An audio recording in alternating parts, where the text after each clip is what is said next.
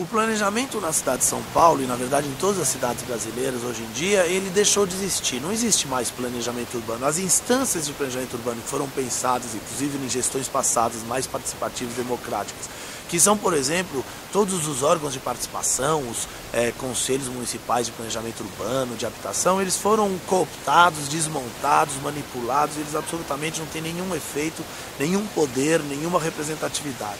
Então, na verdade, o planejamento urbano se tornou uma espécie de uma conjunto de decisões de gabinete sobre onde se pode fazer, promover ações que respondam aos interesses do grande mercado imobiliário, das grandes operações, das grandes obras urbanísticas que rendem muito dinheiro. Um exemplo claro dessa lógica é o que a gente está vendo com a Copa do Mundo. A Copa do Mundo representa uma fantástica perspectiva do que eu chamo de um urbanismo de mercado. Quer dizer, se engana a população através da retórica muito simples de que esse tipo de evento, ele por natureza, ele gera emprego, ele gera dinamismo econômico, então ele vale a pena. Ninguém para fazer um cálculo na ponta do papel para saber o custo que isso representa de verdade para a cidade e, sobretudo, para saber as prioridades. Se esse custo é representativo de uma coisa que, de fato, seja prioridade. É mais importante para a cidade, por exemplo, eu fazer um grande prêmio da Indy na Avenida da Marginal, sem contar o custo econômico que tem no dia que choveu no domingo e teve que passar esse grande prêmio para segunda-feira e absolutamente imobilizou a cidade inteira.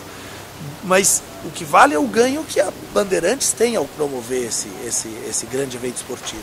É mais necessário eu gastar para fazer um grande prêmio da Índia ou eu fazer saneamento nos bairros que ainda não tem saneamento? Ou eu colocar iluminação onde não tem? Ou fazer educação, fazer escola, fazer equipamento de saúde?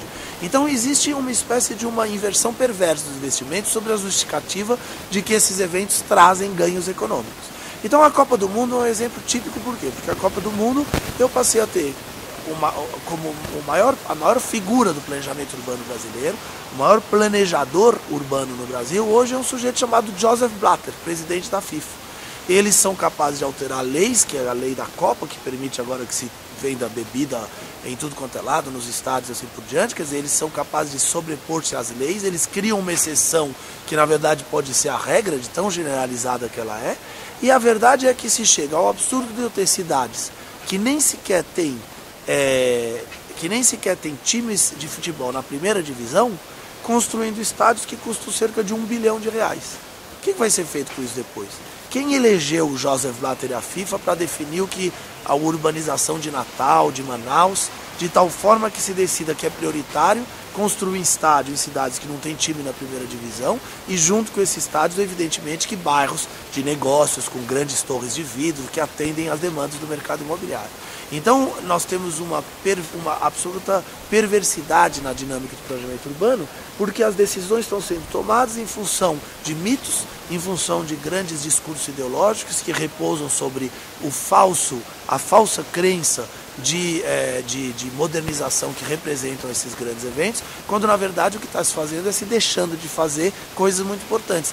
Tem que sempre lembrar que as cidades brasileiras têm 40% das suas pessoas, em São Paulo 4 milhões de pessoas, que moram em condições de insalubridade, que moram em condições de informalidade, que moram em cortiços, loteamentos clandestinos, que moram em favelas. A gente tem que lembrar que as cidades brasileiras têm muitas delas que chegam a ter 70% sem cobertura de esgoto. Então, quais são as prioridades do planejamento urbano no Brasil? Será que a prioridade é ficar fazendo estádio para uma Copa do Mundo? Será que a prioridade é ficar fazendo evento esportivo que paga uma fortuna e que gasta dinheiro público de uma maneira absolutamente descontrolada? Vale lembrar, por exemplo, que a França não tem mais grande prêmio, porque achou que era deseconômico de Fórmula 1. Agora que o Sarkozy estava pretendendo fazer voltar, foi um banho de água fria sobre a FIA, porque com a eleição do François Hollande socialista, a primeira coisa, nas primeiras declarações que ele fez foi: não tem essa história de volta do Grande Prêmio da França de Fórmula 1, nós vamos rever porque ainda não está garantido, ninguém provou que isso traga um ganho econômico em um momento de crise. Portanto, está aí a prova de que esses grandes eventos, essas grandes obras de urbanização de mercado, elas na verdade só têm um ganhador, que é o mercado privado da construção civil.